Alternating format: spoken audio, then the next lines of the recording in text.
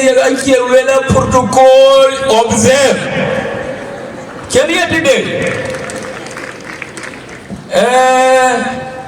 And can the other I can and the banner and Chadia. Ubakra, a queen, Babaka queen. Rumwar Lonye queen. Walk on Ben and Chadia. Walk Ben Boka queen. Go, I told him. Walk wherever one well. I had well. Now, no one yet the loin. Kayin Digi. Ye didn't see the Canita Yabeliar, and didn't get a kid. Kayin didn't see the Canita Liara, go me and get them by our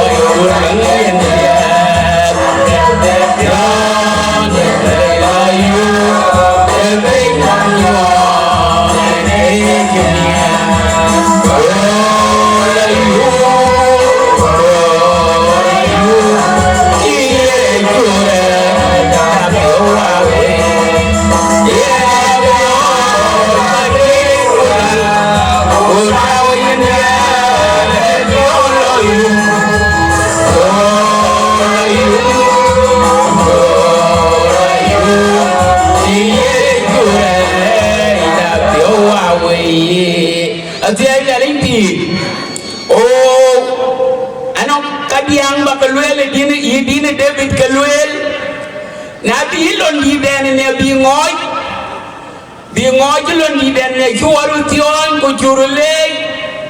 I had really in your leg, in your leg, in your gam, in your binding, paint of a gun, indoor, in one young your daughter, in your Malay shoot, get there.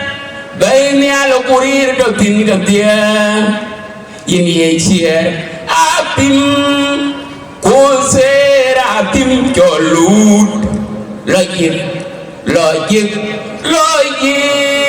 baini ni aling de sahabat ni alo penyatian ne didun de nuam dun gup Ramadan de dutu le cholin pion amanom piet den nebi le cholin pion rem jengin de matir le cholin pion kanisa lagi de pinom bane ini neju uni di gok kinto wantung dunia riau kuye kujolia jong di lagi yamudut ini yameleng dengo in kereso ini yaunde uri yawut cengater on kira gambaran lo